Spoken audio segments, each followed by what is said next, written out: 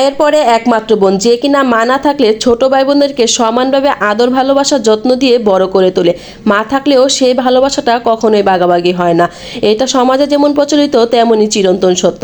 বোন যে কী জিনিস সেটা একমাত্র বিয়ে হলেই বোঝা যায়। আসসালামু আলাইকুম, আপনারা সবাই কেমন আছেন? আলহামদুলিল্লাহ, আপনাদের দোয়ায় আমি খুব ভালো আছি। আপনাদের ভালোবাসায় আমি আরেকটি ভিডিও নিয়ে আপনাদের মাঝে হাজির হয়ে গিয়েছি। তো আমি আজকে গিয়েছিলাম আমার আম্মুর বাসায়, সেখানে আমার বড় আপু এসেছে।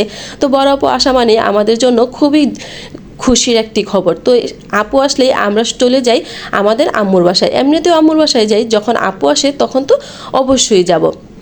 তো আগের দিন আমার আরেকটা আপু চলে গিয়েছিল, সেই দিন আমি খুবই কষ্ট পেয়েছি। তো আমি যেতে পারিনি, তারা খুবই মজা করছিল।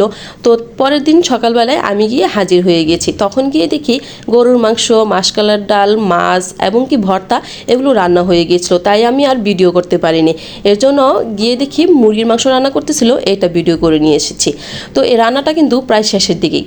তো রান্নাটা করছিল আমার বড় আপু। তো আপু যখন আসে তখন আপুই রান্না করে। তো আপুর হাতের রান্না কিন্তু খুবই মজা, আমরা সবাই খুবই মজা করে খাই। তো আমরা কিন্তু খাওয়ার ভিডিও তেমন করিনি, শুধু রান্নার ভিডিওই করেছি। তো খাওয়া শেষে আমরা চলে গিয়েছিলাম আবার ঘুরতে। বোন আসা মানে আমাদের জন্য ঘোরাফেরা, আনন্দ আর খাওয়া দাওয়া। তো এখন রান্না করা হবে চিংড়ি মাছ। চিংড়ি মাছ দিয়ে বেগুন আর আলু। তো চিংড়ি মাছটা দেখেন খুব সুন্দর করে তেলের মধ্যে ভাজা হচ্ছে। তো অনেক দিন পর যখন বোন আসে গ্রাম থেকে, তখন কখন যাব সেটা করতে করতে আমাদের দিন শেষ হয়ে যায়। তো আবার মাঝে মাঝে মনে হয় সময় যেন যায়ই না। তো সব কিছু মশলা দিয়ে এখন দেখেন কষানো হচ্ছে চিংড়ি মাছটা। তো এই তরকারিটা কিন্তু আমরা সবাই খুব পছন্দ করি। আমার তেমন বেগুন পছন্দ না, কিন্তু চিংড়ি মাছ দিয়ে আলু বেগুন দিয়ে এই তরকারিটা আমার খুব ভালো লাগে। তো এখন দেখেন আলুগুলো আগে একটু কষানো হচ্ছে, যেহেতু বেগুনটা তাড়াতাড়ি সেদ্ধ হয়ে যায় এর জন্য আগে একটু আলুটা কষানো হচ্ছে, তারপর বেগুন দিয়ে, তারপর আবার সামান্য পরিমাণ অল্প একটু পানি দিয়ে তরকারিটা হয়ে যাবে, দিলেই হয়ে যাবে। তো এই বকবক করতে করতে দেখেন ভিডিওর একদম লাস্ট পর্যায়ে চলে এসেছি।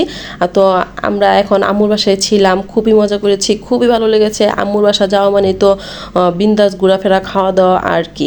তো সবাই কিন্তু আমার পাশে থাকবেন, আমিও আপনাদের পাশে আছি।